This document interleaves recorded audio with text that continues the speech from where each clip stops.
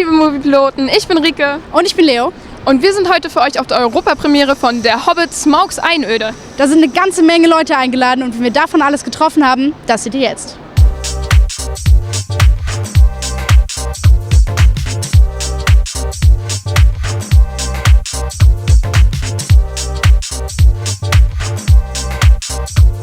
This year you finished 2 huge projects with Sherlock and the Hobbit. Yes. What are your plans now?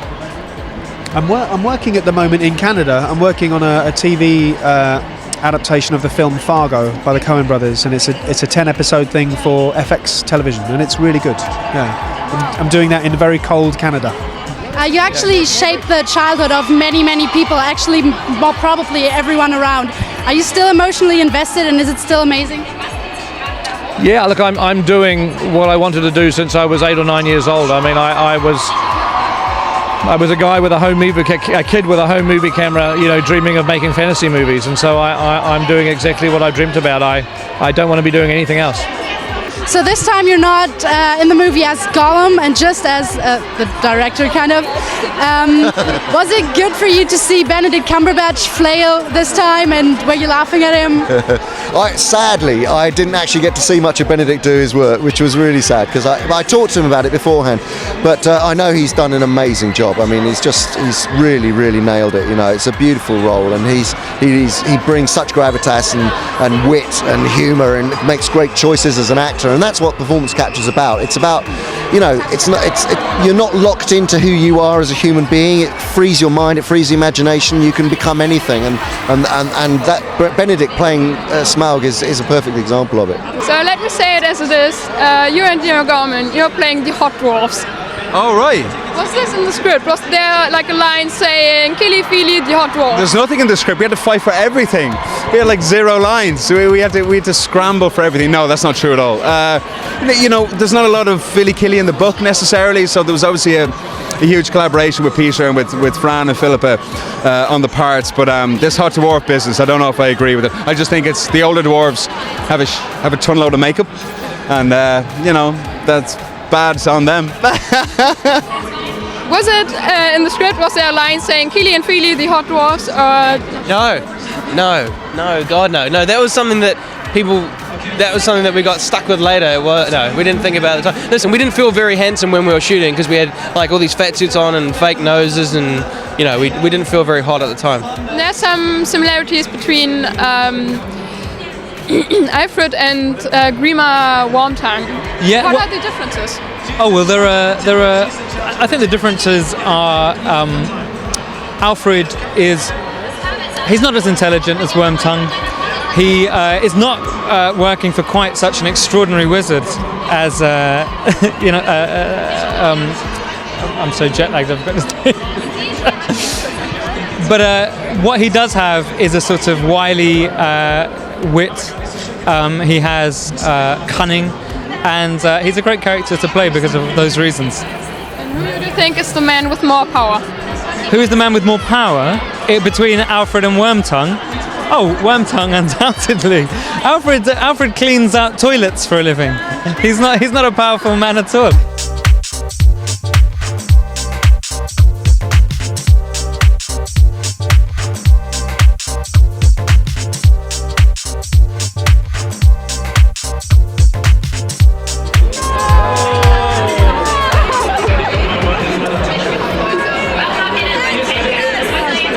While writing the song and composing the song, did you take inspiration from the book or the films, or? I took inspiration from the movie because it was going to be at the end of the movie and it had to complement the film rather than stay true to the book.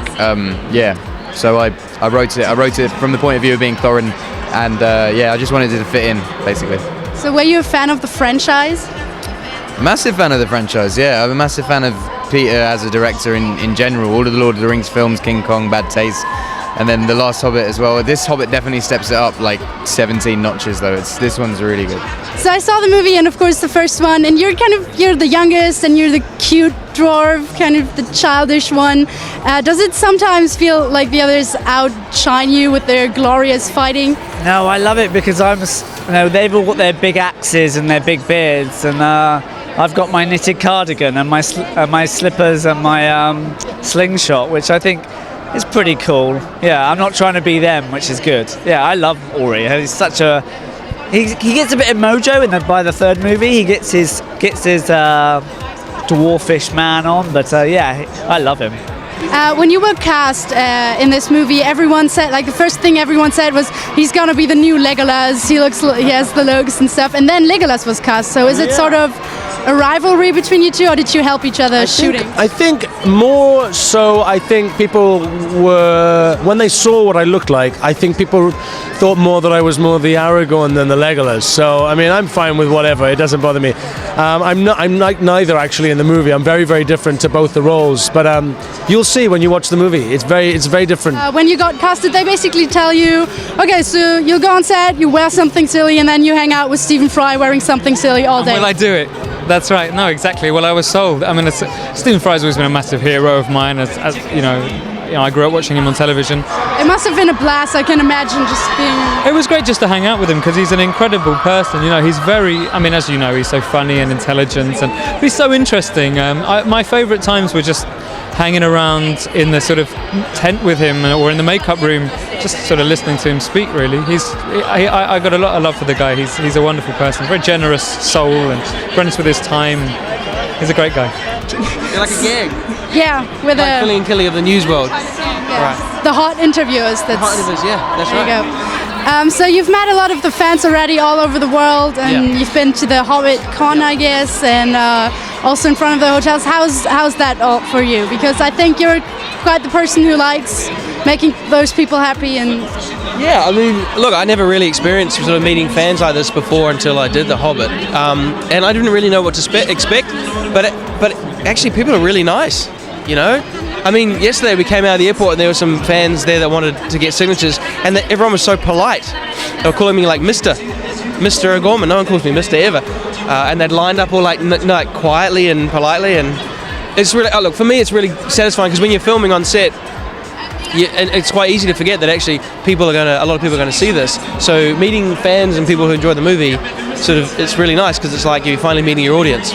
Killy and Feely have created quite the fan favorites, I would say. Right. So how's the hype for you? Because as soon as everyone fell in love with you, everyone started watching Being Human again. Oh God, well that's amazing if that's what happened. Oh God, yeah, to have sort of even a small archive of work that people can dip back to from other stuff. Yeah, it's amazing. I'd be thrilled if that happened. Is it something you expected when going in for the role, or? Not really. What this kind of thing? Well, I guess so. Yeah. I mean, I saw the Lord of the Rings and I saw the buzz around that, and he's obviously a huge director and a very important filmmaker. And this kind of thing, you know, I guess it comes with the territory with Peter. You know, it's still nevertheless kind of shocking to witness it up front, but you know, he's a big deal and his movies are amazing. So I think it's warranted. Yeah. I think it was the pressure that everybody, you know, I mean, everybody has this expectation of Smaug, and you know, ever since they learnt we were doing The Hobbit, everyone would be saying, "Wow, can't wait to see Smaug," which is a pressure. So we didn't want to let people down. I think I'm happy. I mean, that's up for you. That's for people to decide when they see the movie. But I think Benedict Cumberbatch was fantastic. I think, you know, the CG artists at Weta Digital have been amazing. So I'm as happy as I can be. But other people need to decide how successful Smaug is. I remember you saying that you had to drink a lot of weird things as Gollum to keep the voice. Oh, did I tell you that? No, yeah, you know. What sort of weird things? And can I get some? Yeah, exactly. No, but he just has to use his voice and stuff. Are you jealous now? Of the fact that he just had to use his voice? Yeah, and no. Creepy No. I love Gollum's a great character. I was really thrilled to play Gollum and thrilled to direct the second unit on this. You know, it's an amazing experience. Will you ever do a franchise again? Well, I don't know. See, I don't look at it as doing a franchise. I don't look at it like that. You know what I mean? I think because we didn't know even this was going to be 3 films. We thought it was going to be 2. I'm just attracted to stories, you know. So if the story is right, then I'm up for that. But I don't know. Doing a franchise makes it sound like I work in a bank, and I don't. But no, if the story's right, then yeah, absolutely.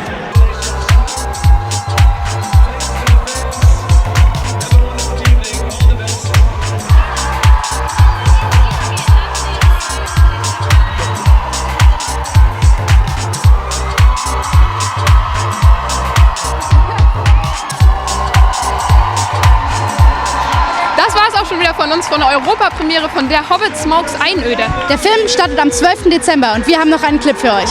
Viel Spaß! Wenn ihr die Bestie weckt, wird sie uns alle vernichten.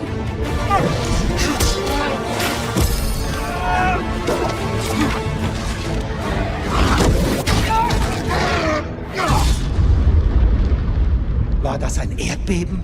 Das, mein Junge, war ein Drache.